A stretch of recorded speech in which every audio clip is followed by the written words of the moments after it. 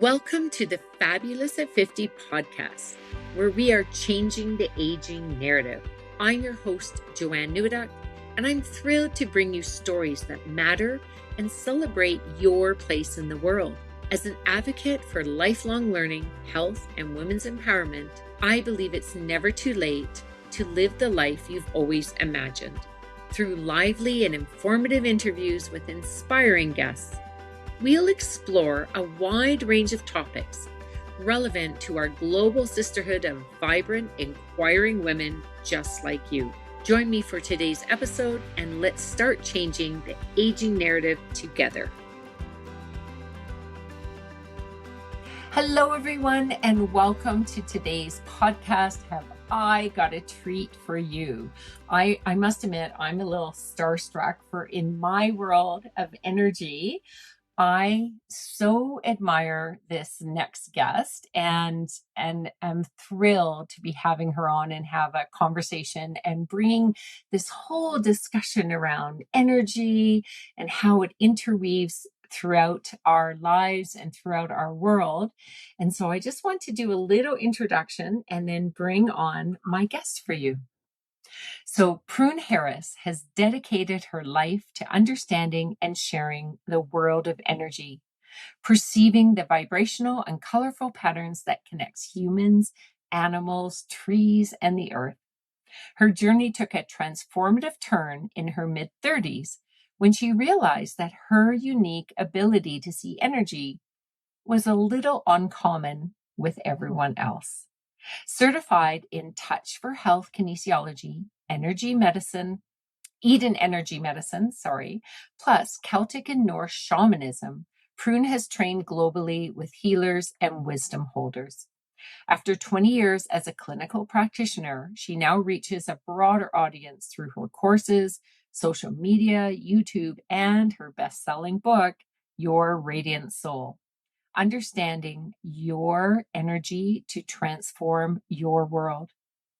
Prune has empowered thousands to connect with their energy systems, fostering individual and global health and harmony. So, Prune, welcome to today's podcast. Thank you, Joanne, and thank you for those very kind words as well. Oh, well, I'm so thrilled to have you here. And for those listening and watching, please go to the show notes, because Prune's full bio, which is so fascinating, like go to the full book, actually, but do connect into the show notes, because she has so much more information in her full bio, and the show notes will give you some extra background information. So, Prune, first of all, share with everybody where you're calling in from. Right now, I'm calling in from my home in Cornwall, and my goodness, I've been traveling for the last 5.5 weeks, and I got back last night. So it is so amazing. Home is a special place for all of us, isn't it? It's that place where we get to unpeel all of the layers of the outer world. And it's such a big welcome to come back into Cornwall, which is the very southwest of UK.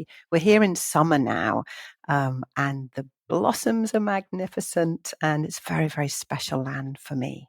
Beautiful. I can just see it. I can smell the blossoms from being there. And of course, those that are familiar with this podcast, I'm calling or talking from Calgary, Alberta, Canada, snuggled up near the Rocky Mountains. And we have had a very late spring. So I was over the moon excited to look out this morning and see that my first tulips have blossomed. So we're just having that very early, that really vibrant green early stage of spring right now. So I'm looking forward to all the trees blossoming within the next week or so, and all those fragrant smells. Is beautiful. Yeah, so special. And I've just come back from Canada, where I've been for several weeks, and I was on the East Coast, where I had to kind of revisit the fact that there was no tulips, no daffodils, none of those early spring flowers. And just as I left, then the trees were finally starting to give some of their greenery into the world. Well, I'm sure all the people you visited with made up for the lack of the foliage. Very, very much so. Yeah. Wonderful. Well, I must admit, I just have like so many questions I want to ask, because you have such an incredible breadth of knowledge on energy medicine, and you have such a fascinating story. So why don't we start a little bit at the beginning? Like right from birth, you have some memories of seeing energy. And I know this is shared in the first chapter of your book, which is absolutely fascinating. I just have to say that even after taking several courses with you, I've learned so much more with this book. It's amazing. But why don't you share a little bit about it when people hear that you were an adult, when you realize that other people don't see energy the way you do? Like, share what that was like, and how that sort of transpired. Yeah. Well, I guess in lots of ways. I mean, your amazing work is really bringing this vitality and energy and new perspective on life after 50. Yeah. That Yeah. actually it's not that we're over the hill and that we are therefore becoming more and more worthless. Actually, we're coming into our biggest, most potent vitality now. But that's not the mainstream narrative, is it? And I think when we think Absolutely. about how I grew up in a very different personal narrative than the Mhm. mainstream narrative, which was, of course, at our time and living right now, Yeah. our scientific understandings have kind of prevented us from really being in the full breadth of ourselves. We've Mhm. had science over intuition. We've had facts over wisdom. And Mhm. so part of what you're doing, part of what I'm doing, part of what millions of us are doing, are reclaiming the balance of that. Of course, we need science. It's absolutely essential, phenomenal in every way, but not at the expense of these deeper wisdom ways of knowing. So Absolutely. for me, growing up, I grew up on this land where I'm living now, on a little farm, very big family, Beautiful. and I was the last in this big family, and I was kind of pretty responsible, and I could be left alone to get on with doing the cows and the horses and the chickens and the sheep and the everything else, and so I grew very much a part of nature, very much a part of a big community of wonderful individuals and also other than human community. And it Mhm. was totally normal for me. I spent hours every day with animals, with trees, with stones, and it never occurred to me that they weren't animate, that they didn't have spirit, that they weren't just as conscious as my brothers and sisters. And so it's Mm. that kind of understanding of the vibration of things, being able to perceive the energetic exchange, which didn't seem odd. It seemed utterly normal because I'd never known anything different. So I think that was, I believe all kids have that. I really, Mhm. really feel that when I watch babies, they are watching energetic patterns, energetic Yeah. movement, Well, whether like they're that's, staring, they're yeah, staring, they're looking at you, but they're looking just kind of away from you, but they're totally. seeing something beyond just the physical. Yeah, and they're really watching, aren't they? You can track Yeah. their eyes. Just as if you put your hand in front of babies' faces, their eyes will follow your hands. When they're watching your energy bodies, they're following patterns, they're following movements, they're being attracted Beautiful. to the sparkly places or the places of the biggest swirls or dynamics there. So, yeah, I really, really feel that it's as we grow, some of that understanding that is totally innate and natural for us gets quietened and quietened because our schoolmates aren't talking about it, our teachers aren't talking about it, maybe our parents and our family, our communities aren't talking about those really normal, natural, energetic understandings. And so we just, Yeah. I know for me, that got quieter and quieter as a form of expression. I never lost it. But if I think about my secondary school or when I was at university, I didn't really talk much about energy because just as we can be deeply programmed within a patriarchal understanding of normality, I was deeply programmed in that scientific normality. And so it wasn't areas of conversation that I engaged in. Well, I was talking with somebody once and they're like, "Well, how can you be an adult and not know other people don't see energy?" And this is the way I tell me if this is Mm.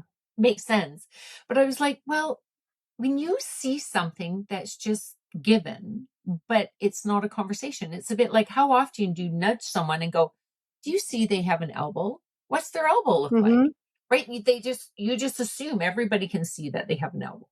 Like there's certain things we just don't talk about. So it makes sense to me that just it wasn't necessarily part of the conversation, but your assumption as a child and everyone else was that everybody else saw the world, but they just chose to talk about certain things. So what Yeah. happened in your 30s? What was this? I guess let me back up for a moment. By the time you were in your 30s, were you already training in energy and had practitioners, or was this incident in the 30s what spurred you on to do it? I know. The incident in the 30s was actually the culmination of my claiming of my vocation as a teacher. Okay, Beautiful. so even just being in Canada, I was just connecting and visiting with my first shamanic teacher, who Mm, really guided. And I first met her before I had my children. So I was 23 when I first met her. I started okay. training with her only a few years later. But before that, I was trained in Reiki, and I'd actually worked up until I was a Reiki master at that point. Mm, But I'd, like I said, I grew up in a big community, older brothers and sisters, mum, dad, and we lived on a farm. So there was always aches, pains, strains, breakages, of course. and yeah, and I was kind of the natural healer in the family. Mm, And so hmm. I would be the one that would be rubbing the sore back or working with pains and aches. That was just something that was natural to me, um, in ways that wasn't so with my brothers and sisters. So then in my middle teenagers years, from 16 to 19, I was in bed. I was in bed for 2 years, very, very ill. I was with what we'd call now chronic fatigue syndrome, or here in the Hmm. UK, we'd call it ME. And Oh, I mean, I was such a vibrant, full of life, crazy overachiever in every way. And he did brilliantly at school and in my sports, lovely friends. And soon after my 16th birthday, fell very, very ill. At first thought, oh, it's just a virus, I'll get better. And the weeks went into months, went into me being in bed for 2 years. And that was kind that's of, incredible. we'd Yeah, I call mean, it I sort of a know deep this is shared in initiation. your book. Like you go into like I was really quite like, wow, I had no idea. It's Yeah. So phenomenal it's a the deep story. initiation at that point, isn't it? So often, Hmm. I mean, shamanically, that would be a very normal way of perceiving the world. These initiatory processes that we go through, which traditionally would have been housed in rites of passages, and now they're coming back in big understandings. You are offering this amazing rites of passage for women moving in and through the menopause. It's that we're Absolutely. reclaiming these amazing and powerful times. Hmm. But for me at that time, that was when I deeply understood from that place of zero energy. You talk about that place of spirit being that kind of energizing life force, where we could say that that spirit in me was really very, very minimal. And I had Hmm. to reform it all in a way that was very different from the me that went into that illness. I remember someone in the little village that we lived in coming, and she had also experienced ME for many, many years. And when I was first ill, she came and she said, I think this is ME, or post viral fatigue syndrome. And at some point, when you come out of it, you'll be grateful for it. And here I was, this 16-year-old. Wow. I bet that was My hard to entire hear. Oh my goodness. What are you talking I about? I thought very unkind things. Um, Yeah. and she couldn't have been more right. So at Wow. that point, I understood that a lot of my path forward was going to be involved in helping the world be a better place. And for me, Beautiful. that came in that form of really understanding energy and healing. So now let's skip and go into my 30s and becoming aware, not just that people didn't perceive meridians or chakras or even the aura. I knew that through conversations with my friends. I knew that through conversations with my Okay. sisters, my family. But it never occurred to me that people couldn't see the kind of shining radiance and light of the Mm, soul. Because for me, okay. thinking of navigating a world where that wasn't immediately apparent in every human being, in every animal, even in every tree, that blew my mind, Joanne. Like, I how can could that be imagine. possible? How can that be possible? How can you connect with someone when you're not able to like just be in awe of their magnificence from the first minute of connecting with them? Yeah. Um, and the fact that that had been sort of educated out of our awareness. And of Mm, course, all of the great mystic traditions talk about that soul light. And it's still carried through every tradition, every religion. And yet we'd normalized it away from our knowledge. And once mm, we're there, we forget that we're connected in every way.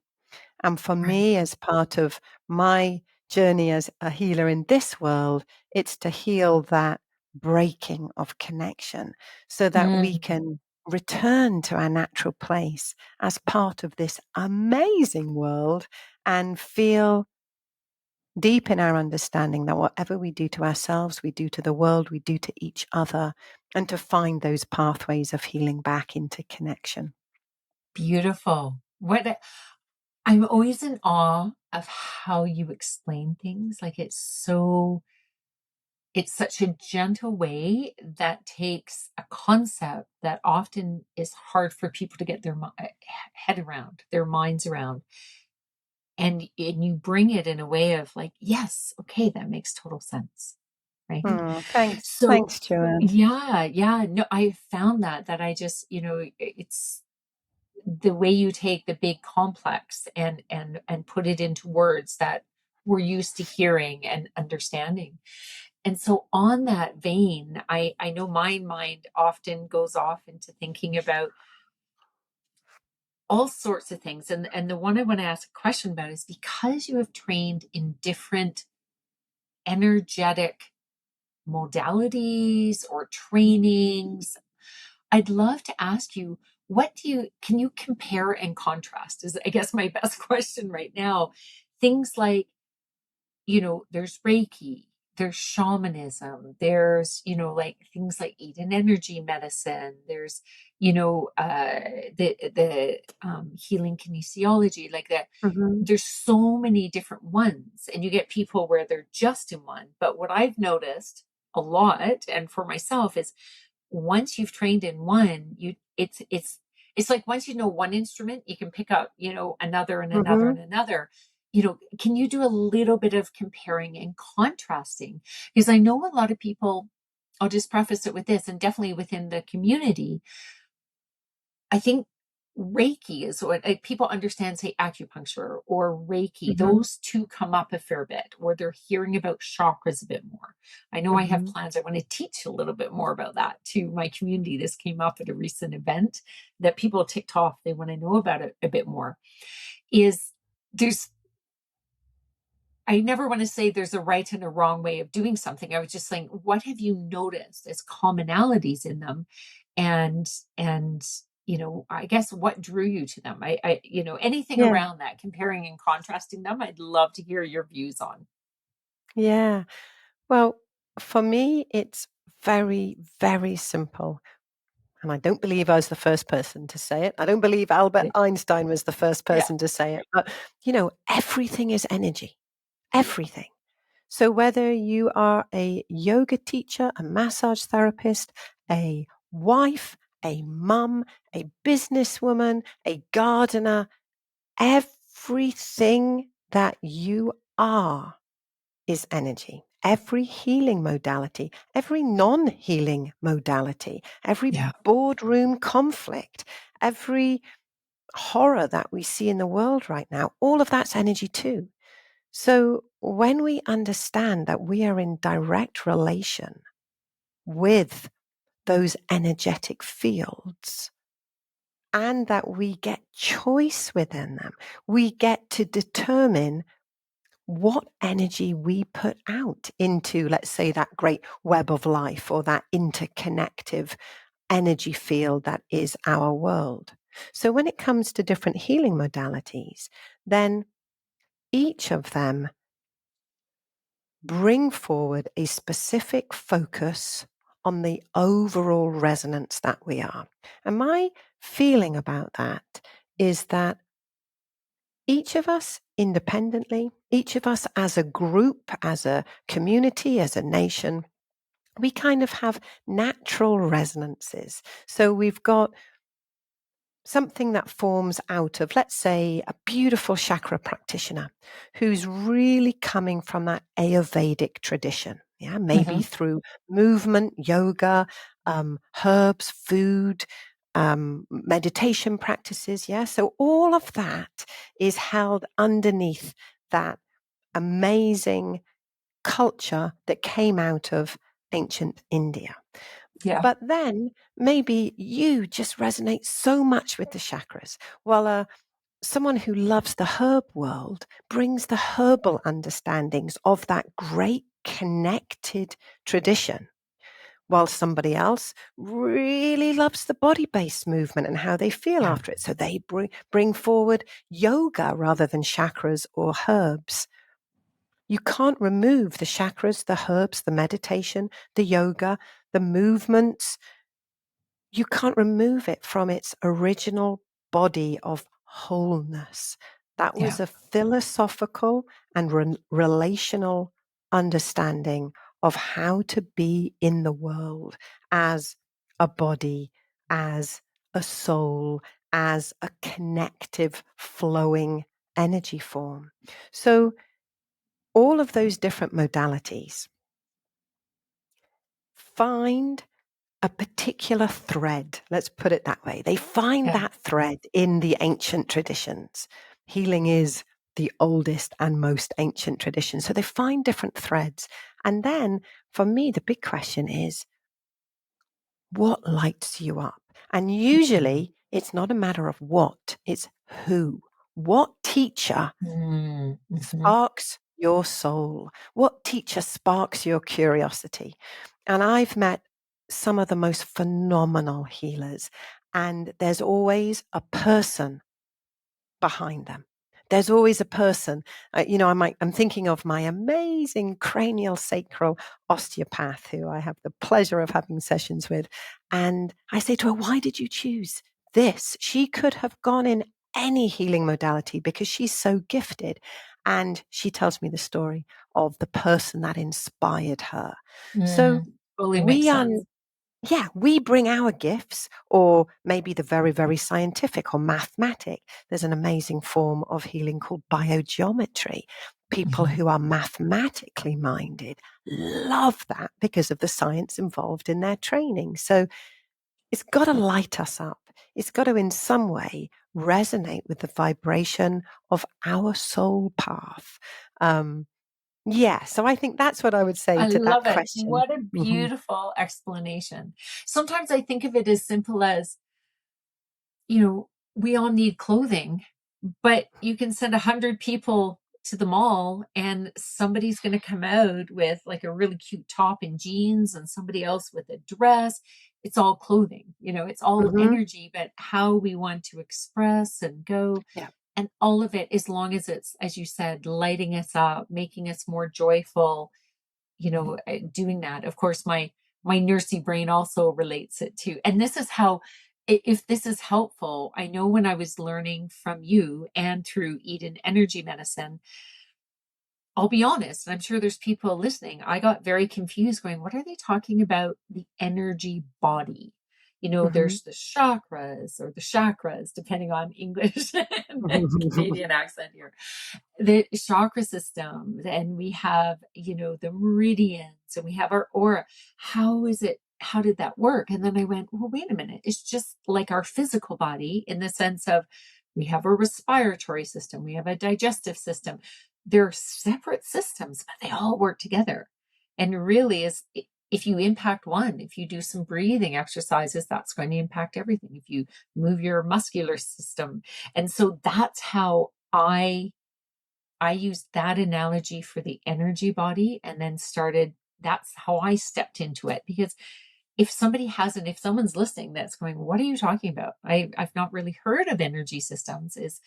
That was a good way for me to kind of put this into perspective. And would you, because it is a little different when you, I guess this will lead me to my next question for you. Of course, you grew up sort of perceiving and seeing energies, but what was it, or what did you do first to actually understand them? It's just a bit like somebody can Mm, look at a body, but seeing something is different than observing it and studying it. So share a little bit about your transition yeah, from I'm going to understand what I'm seeing. yeah, absolutely. That was a very sort of gradual process for me, I believe. Bit like your analogy of, everybody's got an elbow, so you don't really talk about the elbow. Yeah. It was that place of understanding, I had been training as a shaman, working with Reiki, massage, and reflexology. And I think mostly it was through my client work that as I explained things, I saw shifts in them of them understanding at a Mm, deeper level. mm, Um, and that began to then, I began to have a need for language. Yeah. okay. Because we Yeah. are very limited in our thinking to it being within the language that we have. And when I wanted to explain something to a client, maybe maybe there was a blockage in the lung meridian, the heart chakra, the throat chakra. So I'm seeing these things. I'm seeing the areas of the body where energy is no longer flowing in its natural and healthy pattern. And instead, there's depletion or maybe congestion there. And I want to explain that to somebody. And how can I do that in the most concise and elegant form? Because the purpose of a client session is not to talk about what I'm seeing or doing, but to help them understand what needs Okay. to be done and for them to really move along with that process. Um, and so that was where I then started more training, finding language. I remember being in Guatemala working at a healing center for several months, and we'd kind of, the other therapist there was like, we don't know what you do. And I'm like, well, I don't know what I do, but my goodness, it was being effective. And I had a long line of people wanting me to do more. Um, and recognizing, we called it energy body work because we understood that I was working much more with the energy systems than with physical manipulation or massage. Um, and one of the women there, who was a very skilled practitioner herself, and we were talking one evening, and she said, there's a woman, she's written a book, and from how you describe energy and what you see and understand, I think she's very similar. And she brought forward Donna Eden's Of energy medicine course. book. And as Beautiful. I read it, I thought, yes, this is helping me have some of the languaging. At that point, I'd done Touch for Health kinesiology. So I knew meridians. I had been doing yoga, so I knew chakras. But what working and training with Donna gave me was even more precise Yeah. language to help other people explain or understand. So yeah, I think, does that answer your Beautiful. question, Joanne? It does. It does. Because Mm. so often when speaking to someone like yourself that is really in an advanced energy medicine, and you've studied in many different trainings, healings, modalities, excuse me.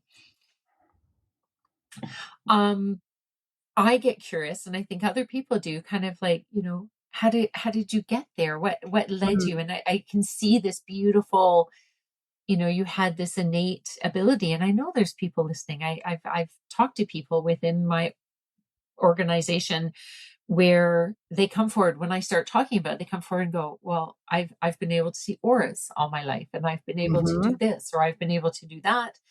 And sometimes they're not sure where to start. And it sounds to me, it's just like something that piques your interest, something that excites you. Just take that, learn what you can Mhm. from that, and that might lead you to the next thing. And as Yeah. we just gradually keep building and expanding our repertoire of the understanding, and each has its own unique offering. Like if you're training as a Mhm. practitioner, and people don't have to be practitioners. You can just be, you could have a awesome corporate job and just be taking Reiki or eat an energy medicine just to fill yourself up and to support your Mhm. family is what I'm hearing. Is just, I love how you're just bringing this awareness to the world. Mm. Well, for me, it's a question of like, what is your life purpose? What's your soul purpose? What are you here to do? And if in any way you're here to help bring more balance to the world, and I actually believe that we're all here for that because we are part of the world and no Yes. system ever wanted to destroy itself. Yeah. So, as a part of a amazing sentient being here in this great organic wisdom web of life, what is yours to do? And if Beautiful. you feel like part of yours is to bring a bigger healing vibration, then you're already walking that path. Even if you have never trained in anything, you're bringing that Mm, kindness to your relationships. You're bringing that place of um, willingness into helping local gardens or helping work in charities. You're bringing the big visions in the corporate world at the moment. You're looking at systems that are actually falling apart and saying, I want to be part of the emerging wholeness of our world.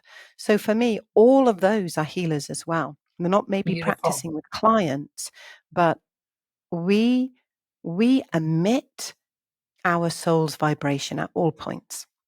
We are literally kind of pulsing with that energy of who we are and how we are. And one of the most beautiful things about being menopausal or coming through menopause is that we are beginning to release so many of the old habits, old programs, which are all held in your energy fields. Absolutely. Yeah. I'm only And being laughing able to because kind of, everybody I interview, that once when I say, what was the biggest change when you turned 50? Everybody goes, well, the filter fell off. yeah, Because exactly. it's, yeah, the restraint in thinking this is what I had to be and stepping truly into who one is, I think beautiful. It just came to me really, going through the menopause transition and going through this time of our life really is stepping into an age of wisdom. Yeah, very much so. Well, I don't know if have you do you have children, Joanne? I do. I do. I Okay, have three. We have a combined household, so I bring three adult children to the mix, and Ron brings in two adult children. So we have five between us, ranging that's from 25 to 34. amazing. So I don't know if for me we kind of move into these amazing cycles, don't we? We're very, very well grounded, well rooted in our ancient cultures of the concept of the maiden, the mother, and the crone. Now, Yes. many of us can struggle with the term crone because we've been so conditioned by our stories that told us of the crone as the evil hag. But actually, of course, it's that place of empowerment. And Yeah. when I became a mother, my world reconfigured. And in a way, I was birthed anew. And part of that was, having to get my breasts out in public. I remember walking around IKEA, nursing my child, thinking, do I want this carpet or do I want this carpet? I was a very busy mom. I had to find the carpet, and this child needed feeding. Yes. And I remember at that time thinking, oh, this is interesting. I'm reclaiming my body in a different way. And then I remember when that little boy was 2 or 3 and I was in a public toilet and he busted down the door because I had my kind of hand against it. He was outside and he busted down. And so there I am kind of in public on the toilet. And I think again, yeah, motherhood is reforming me, my Redefining. dignity, my like, oh, this is who I am and this is how I must be, is being openly revealed. And I'm having to be even deeper in myself. And it feels like menopause is the next birth. And this time, Mhm. rather than birthing ourselves in order to help birth other human beings, we birth ourselves in order to help birth a whole new way of being as a human race. And that Absolutely. is power. That is I agree. reclaiming who we are at our deepest essence to say, I don't want this world currently to be the world that my children inherit, or my grandchildren, or anyone else's children or grandchildren to inherit. I don't want a world where such strife, such conflict, such terror can be as normal as it is. And I'm very, very well aware that kindness, humor, compassion, community is far greater percentage in our current world than Yes. maybe the mainstream media would have us believe. And yet, being able to kind of birth a new way of being as menopausal or postmenopausal women, wow, what an amazing. Yeah. And that's not to forget the men, like not to forget them at all. Our Absolutely. our men coming through it with us are also deeply empowered. So Absolutely. yeah. The one thing I know, if we do speak up for the wonderful men in our lives, to whom I Mhm, believe you have, I have in my mhm, life as well, is we can't be putting men down all at once. The reality is the horror, shall we say, the words, whether you want to say the evil men or the ones that are out of balance, they're not truly connected to the soul. The men that are causing issues in the world, shall we say, are not just causing issues for women. They're causing issues for other men. They're causing, they're kind, protective man. I've always said that sort of my true measure of a man is someone who and is protective, not possessive, who is confident, not arrogant, and who's gentle enough to be strong. And when I have mhm, said that to men that I know on that, they actually get emotional because they're like, I mhm. feel seen. Yeah. They're like, I'm not that kind of evil monster that gets portrayed Mhm. and glorified often in movies. And we could Yeah. get into a whole nother conversation about psyche with that. But I truly love, Mm, what you were sharing there, that this is a transformation that we go through, and mhm, it is a time when we really need to take care of ourselves on a body, mind, and spirit level, on an energetic mhm. level, and we can do so much. And again, this is like a whole nother conversation on what can we do as women in menopause. And so you've probably heard one of Mm, Donna's statements is to age well, energy well. And mhm, what I want to swing into now, if we can, because you started talking about, that soul and kind of what is your soul being drawn to, is if people have questions about this, a lot of this can be answered in your book. Can you share mhm. more about your book right now? I would absolutely love to, but first I want to pop Okay, back, Joanne, to those sure. 3 definitions that you were just kind of Oh, yes. offering as, as being that sort of whole man. I would say they are exactly the same as being the whole woman. True, Or the whole true someone who person. doesn't identify as man or woman, because I think Beautiful. that's really important. I loved what you said, and Thank you. each one of us as women can really embody those 3 principles as well. And remembering that we are all within the legacy of the patriarchy. Men, women, and Yes. people don't identify as either. The earth is in Yes. the legacy of the patriarchy. So, like as a system, if we're pitching man against woman or woman against women or anything else, we're already bringing separation and breaking Absolutely. in, aren't we? So, I really love those Thank you. three ways that you Thank you. spoke there. All right. So, what can we do as women in this Yes. time of our lives? The one thing I would say is be more and more and more and more you. I think that's Yes. so fundamental, you know? And as far as in my book, I share amazing understandings about your energy anatomy. You were talking about the respiratory Yes. system and the circulatory system, and exactly that the energy or all of your energy channels, your aura, your chakras, the amazing heart field with Mhm. its big shining soul lights, as well as a couple of other systems. So we've got this energy anatomy. But in the book, I really look at how we reclaim our wild wisdom, how Mm. how kindness literally hardwires our energy system for health, for vitality, Beautiful. for the empowerment to live your big life rather than your limited life. That Mm. understanding that energy moves between your subconscious, those place of all of those habits and patterns that you've lived with in however many years you've lived, and the conscious, your energy fields are fields of consciousness, they're fields of awareness. And when you're Mm. able to help them move in the patterns that they instinctively and naturally would be moving in, then you get choice. You get choice in every situation. You get Mhm. choice to be kind. You get choice to say no. You get choice around Yeah. your boundaries. You get choice about the life that you're living and the life that we're all living together. And that excites me. Oh, I love that. I love that.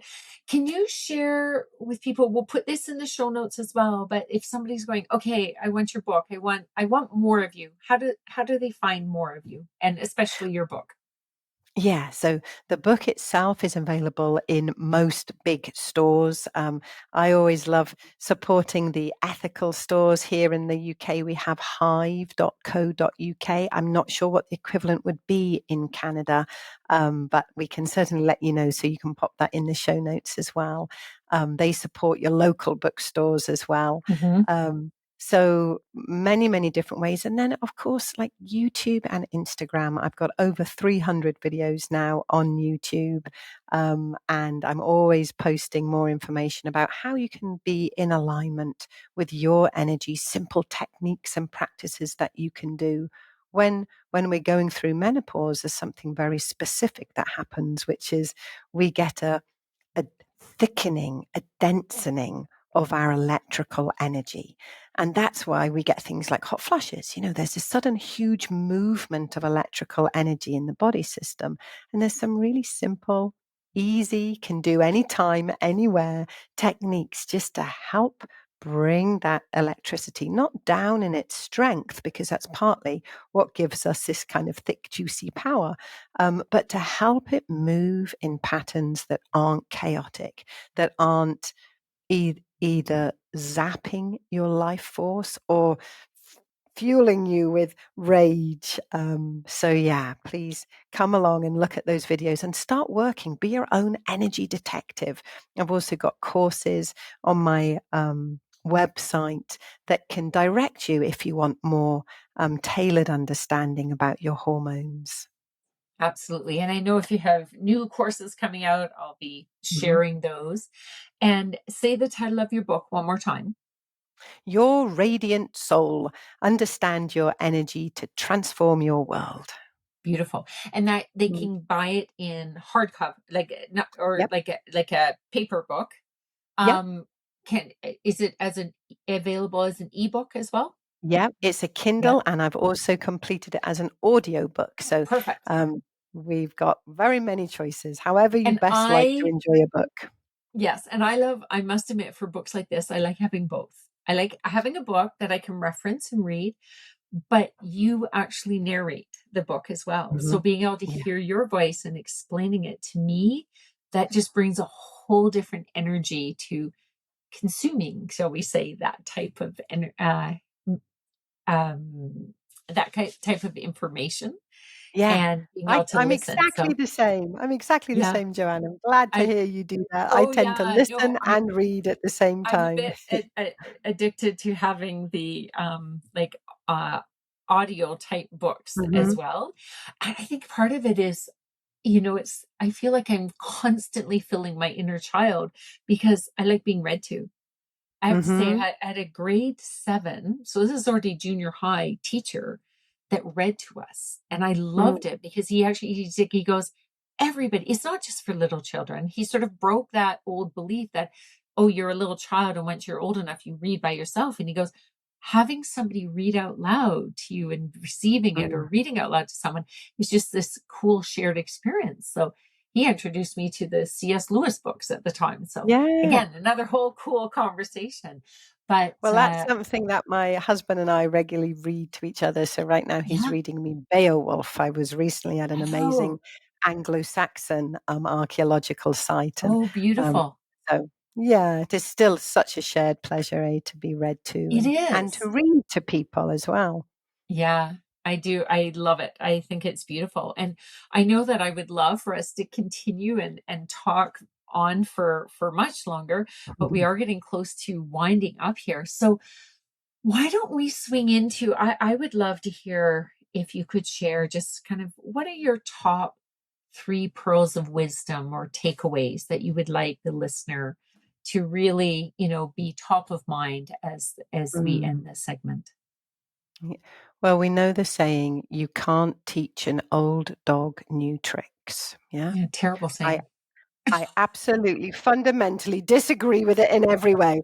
And everything I've ever seen about energy helps me understand that it is never too late. It's never too late to Beautiful. help yourself be even fuller, even bigger, even more juicy, even more impassioned about whatever it is that lights you up and you're here to do. So, number one, it is never too late.